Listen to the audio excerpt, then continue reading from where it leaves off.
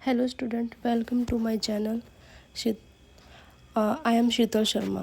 तो हमने पिछले पार्ट में पढ़ा था कि अंतर्राष्ट्रीय व्यवसाय परिवेश के उद्देश्य और क्या ये बुक कहाँ से आपको मिल सकती है। अब हम आपको पढ़ाएंगे अंतर्राष्ट्रीय व्यवसाय परिवेश की अवधारणा। सरल शब्द में परिवेश का आशय किसी की परिस्थिति या अथवा माहौल से होता है। व्यवसायिक फर्म के संदर्भ में परिवेश को विभिन्न बाहरी कारकों व बलों की तरह परिभाषित किया जा सकता है। जो कि कर्म फर्म के आसपास होता है वह उसके निर्णयों के नतीजों को प्रभावित करती है। जैसा कि इस परिभाषा द्वारा बताया गया है कि परिवेश ही दो प्रधान व्यवस्थाएं हैं। प्रथम, यह कारक वह बल फर्म की बाहरी होते हैं। दूसरा, यह अनियंत्रणकारी है। फर्म इनको बदले के लिए बहुत काम कर सकती है, बल्कि उनके अनुसार सूक्ष्म व वृत्त परिवेश। इस बात को ठीक से समझने के लिए परिवेश के दो प्रमुख वर्गीकरण हैं, सूक्ष्म परिवेश और वृत्तीय परिवेश। हम पहले सूक्ष्म परिवेश को पढ़ते हैं। सूक्ष्म परिवेश को फर्म के निर्णयों और कार्यों के प्रत्यक्ष रूप से प्रभावित करने के वाले कर्ताओं के रूप में परिभाषित किया जा सकता है। इसके अंतर्गत पूर्तिकर्ता, विभिन्न बाजारी और मध्यस्थ और सहायक संगठन जैसे दलाल, विभाग, गोदाम, विज्ञापन और व्यावसायिक सलाहकार संस्था और वित्तीय संस्था, प्रतिस्पर्धी ग्राहक और सामान्य लोग आते हैं। ग्राहक कंपनी का बाजार निर्मित करते हैं, पूर्तिकर्ता तथा बाजार मध्यस्थ फर्म को आदेश प्रदान करने में सहायता करते हैं और उत्पादन तथा वितरण प्रक्रिया में सहायता करते हैं। इसमें जो है ये छोटे पैमाने पे किया जाता है। इसको हम माइक्रो इकोनॉमिक्स भी बोलते हैं, जो माइक्रो इन्वायरमेंट में आता है। माइक्रो इन्वायरमेंट मतलब सूक्ष्म परिवेश में क्या होता है कि जो कंपनियां होती है वो छोटे पैमाने पे काम करती है, जिसमें कि पूर्ति करती विभिन्न बाजारी। इसमें जो मेन जो होता है वो होता है कस्टमर, आपका खरीदने वाला खरीदार। दूसरा आता है वृत्तीय परिवेश। इसके विपरीत यह उन विस्तृत बलों से बना होता है जो फर्म को उसके साथ साथ दूसरे कर्ताओं को भी प्रभावित करते हैं। यहाँ एक फर्म की बात नहीं हो रही या बहुत सारी फर्म की बात हो रही है। इसके अंतर्गत भौगोलिक, आर्थिक, वैत्य, सामाजिक, सांस्कृतिक, राजनीतिक, कानूनी, तकनीकी और पारिस्थितिकीय बल या प्रभाव करते हैं, जो इसमें सामाजिक, भौगोलिक, आर्थिक जो सारी चीज़ों को प्रभावित करती है। घरेलू विदेशी व्यवसाय क्या होते हैं? घरेलू व्यवसाय वो व्यवसाय होते हैं जो कि अपने ही राष्ट्र के अंदर रह के व्यापार किया जाता है। अपने ही व्यवसाय के अंदर ही अपने ही राष्ट्र के अंदर व्यवसाय किया जाता है। उसके बाद वाला वृत्तीय घरेलू को दर्शाता है कि यह उसमें जो भी रूल है, जो भी नीतियां हैं, वो सारी अपनी घरेलू व्यवसाय, अपनी जो राष्ट्र की नीति है, कानून है, उनको ही फॉलो किया जाता है। यह इसमें बाहर का, विदेश का कोई भी हस्तक्षेप नहीं होता, कोई इंटरफेयर नहीं होता। तीसरा है विदेशी व्यापार को दर्शाता है तथा यह किसी दूसरे देश में मौजूद भौगोलिक और आर्थिक परिस्थिति, जो विदेशी व्यापार होता है वो एक से दूसरे देश में होता है, जो वहाँ की नीतियाँ, वहाँ के कानून को अपनाया जाता है, उसके ऊपर निर्धारित होता है। उसके जो वहाँ की तकनीकी को होते हैं उससे आयात निर्यात करते हैं। जो भी कंपनी दूसरे देश से अपना आयात और निर्यात करती है उसमें वो आता है। इसमें कारक विदेशी बाजार लागू होते हैं। इसमें दूसरे बाजार, जहाँ अगर वहाँ पे हम अपना कोई सामान बेच रहे हैं या खरीद रहे हैं, वहाँ उस बाजार के नियम लगते हैं। इसलिए समानता इन कारकों तथा उनके कारोबार पर पड़ने वाले प्रभाव को परिचित नहीं होती। जो कि फर्म है उनको पता नहीं होता वहाँ के रूल है क्या नहीं, उसके लिए उसको सारी जानकारी, उसका अध्ययन करना पड़ता है। फर्म इनकी उपेक्षा विदेशी बाजार में अपने कारोबार को खोने की कीमत पर ही कर सकती है। इसके लिए उसे उसकी पूरा अध्ययन करना पड़ता है। यह अंतर न केवल घरेलू और विदेशी परिवेशीय कारकों में होता है, बल्कि विभिन्न विदेशी बाजारों में व्यापक परिवेश के माध्यम से भी होता है। फर्म जितने अधिक विदेशी बाजार में व्यापार करती है उतना अधिक लाभ कमाती है, क्योंकि जो वहाँ की करेंसी होती है, जो वहाँ की मुद्रा होती है, वो हमारे देश से ज़्यादा होती है, तो इस वजह से वहाँ पे ज़्यादा होता है। यहाँ पे एक छोटा सा चार्ट है, मैं आपको इसके थ्रू आपको बताती हूँ इंटरनेशनल बिजनेस डिसीजन कैसे होते हैं।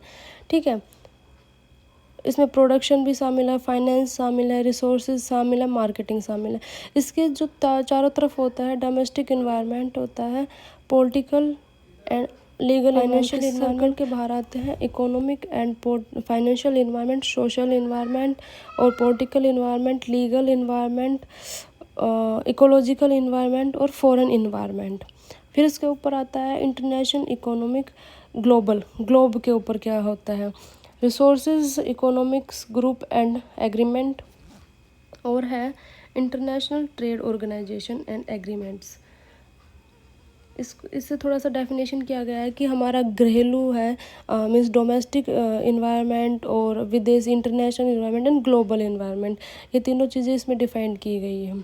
ठीक है, इस चार्ट में ये बताया गया कि जो सबसे ऊपर है वो उसका अर्थ क्या है, और इसमें इसकी व्याख्या की गई है जो मैंने अभी आपको बताया। जो इसमें जो इन संगठनों में उत्तरी अमेरिकी मुक्त व्यापार संगठन तथा दक्षिणी एशिया देशों के संगठन आदि व्यावसायिक परिवेश में कुछ उदाहरण हैं जिनका व्यावसायिक गतिविधियों पर प्रभाव वैश्विक या क्षेत्रीय होता है। इसमें जो वैश्विक का मतलब है वर्ल्ड, ग्लोबल ऑर्गेनाइजेशन कैसे काम करती है, और जो हमारी घरेलू ऑर्गेनाइजेशन है वो कैसे काम करती है, ग्लोबल ऑर्गेनाइजेशन वो कैसे काम करती है, उस चीज़ के बारे में इसमें बताया गया है। चलो अब आगे देखते हैं आगे क्या है हमारा इसमें अब आगे क्या आता है और कैसे क्या है, मैं अब आपको इसमें ये बताऊंगी।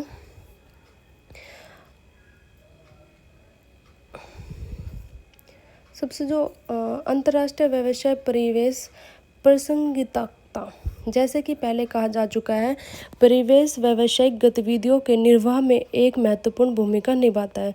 विशेष तौर पर अंतर्राष्ट्रीय व्यापार के संदर्भ में परिवेश का महत्व बहुत बढ़ जाता है, क्योंकि दो देशों और परिवेश कभी भी समान नहीं होता है और वे बदली हुई व्यावसायिक परिस्थितियों को निपटाने के लिए विभिन्न व्यावसायिक युक्तियों का मांग करते हैं।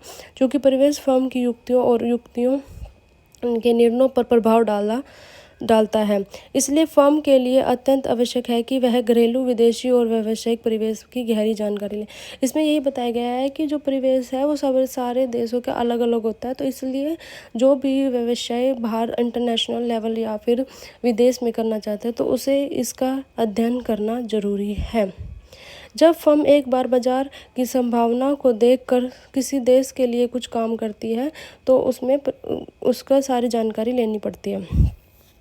जिन देशों की पहली शर्त होती है कि पूरी संयुक्त राज्य, ठीक है, और अब है क्योंकि परिवेश राष्ट्र से, चलो इनमें से कुछ क्वेश्चंस हैं जो आते हैं वो आपने देख लिए। अब है विदेशी परिवेश के विभिन्न अंगों का विश्लेषण। घरेलू, विदेशी तथा व्यावसायिक तीनों यह तरह के परिवेश अंतर्राष्ट्रीय व्यावसायिक गतिविधियों पर प्रभाव डालते हैं। यह विषय आध्यात्मिक विस्तृत होने के कारण एक ही इकाई में तीनों प्रकार की परिवेश तथा उनके व्यापार पर प्रभाव का अध्ययन करना संभव नहीं है। अतः इस इकाई में विदेशी व्यापार के विभिन्न घटकों पर चर्चा की जाएगी। शेष दोनों प्रकार के परिवेशों तथा उनके व्यापार पर प्रभाव विषय में अनेक इकाइयों में विस्तार से प्रकाश डाला जाएगा।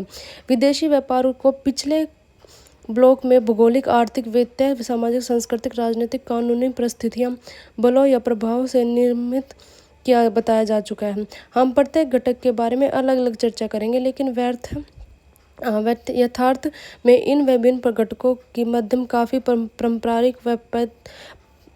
पारस्परिक संबंध होता है। उदाहरण के लिए जनसंख्या की साहित्य में भौतिक और आर्थिक दोनों प्रकार की परिवेश का तत्व मानकर चर्चा की गई है। सामाजिक, सांस्कृतिक, विधिक और राजनीतिक कारकों की काफ़ी पारस्परिक व्यवस्था होती है।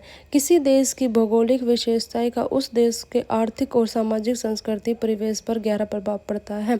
किसी देश की जनसंख्या ज़्यादा है तो वहाँ पर उसकी समाज पर ज़्यादा प्रभाव पड़ता है, उसकी संस्कृति पर। हमें जब दूसरे देश में व्यवसाय करना होता है तो हमें उसकी संस्कृति, उसके समाज, उसके आर्थिक और भौगोलिक दोनों कार्यों को देखना पड़ता है। कोई देश पहले से ही आर्थिक स्थिति सही नहीं है तो कोई भी बिजनेस नहीं करेगा, वहाँ पे कोई भी अपना व्यवसाय उस देश में नहीं करना चाहेगा। तो और वहाँ राजनीतिक तौर पर भी यह देखा जाता है कि उस देश के सरकार से हमारे देश की सरकार के कैसे तालमेल है, हाँ वो कैसे किस प्रकार का है।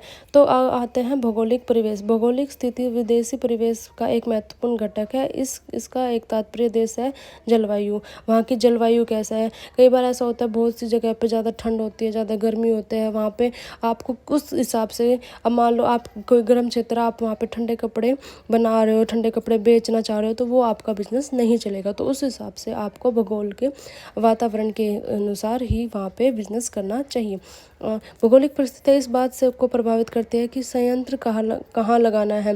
फर्म अपना संयंत्र इंडस्ट्री ऐसे देश में लगाना चाहती है जहाँ की जलवायु अच्छी हो, स्थल के अनुकूल हो, अर्थात भूसतह की विशेषताएं जैसे पहाड़, समतल मैदान, नदियाँ या सागर, तथा जहाँ कच्चा माल ऊर्जा नहीं मिलती वहाँ पर विदेशी सरकार नहीं लगाती। किसी देश की विश्व मानचित्र परिस्थिति पर भी इतना ही महत्वपूर्ण कारक है। यह उस देश के दूसरे देशों को कारोबार के पहलुओं को प्रभावित करती है। स्थल रुद्र देशों जैसे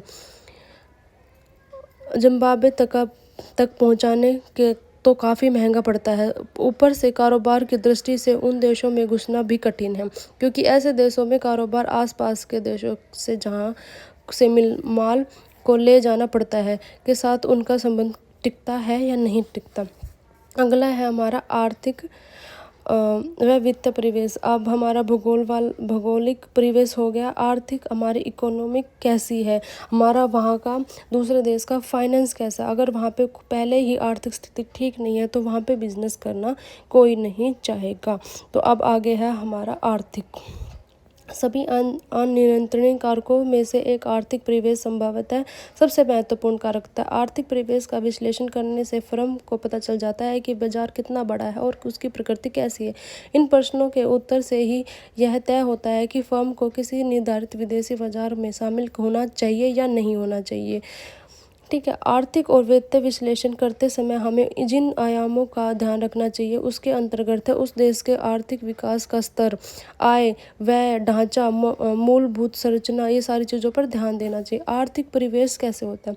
आर्थिक परिवेश विश्व बाजार क्षमता के संवर्धक महत्वपूर्ण संकेत है। अब हम विदेशी बाजार के प्रवेश करने के निर्णय पर प्रभावित करने वाले मुख्य आर्थिक संकेतों के विषय में, जिसमें कि आर्थिक विकास, उसकी वहाँ का आर्थिक विकास कैसा है, वहाँ की आय कैसी है, वहाँ पे इनकम कितनी है, जीएनपी कितनी है, वहाँ की आय, वहाँ जो इनकम आती है वो कितनी आती है, क्या हमें वहाँ पे जाके प्रॉफिट हो। क्योंकि किसी भी व्यवसाय का मेन उद्देश्य क्या होता है कि प्रॉफिट अर्निंग, पैसा कैसे कमाया जाए, आपको लाभ कैसे हो और कस्टमर का सेटिस्फेक्शन। तीसरा आता है व्यय परिवर्तन। व्यय परिवर्तन पर आंकड़ा यह जानने में उपयोगी है कि विभिन्न वस्तुओं का मुद्रा कैसे व्यय किया जाता है, वह किस प्रकार के उत्पादों की वरीयता दी जाती है। वहाँ पे ये देखा जाता है कि आपको किस प्रकार की बिजनेस व्यवसाय करना है, जो वहाँ पे चले, और उसको कैसे दूसरी करेंसी में चेंज करना है, क्योंकि हर देश की अपनी अलग करेंसी हो जाती है। आधारभूत सुविधाएं।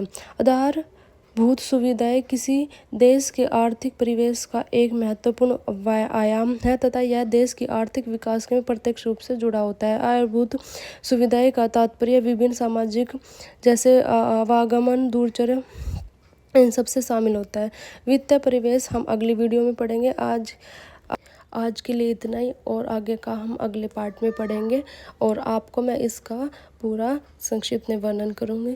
Thank you for watching. अगर वीडियो अच्छी लगे तो चैनल को सब्सक्राइब करें। Bye bye.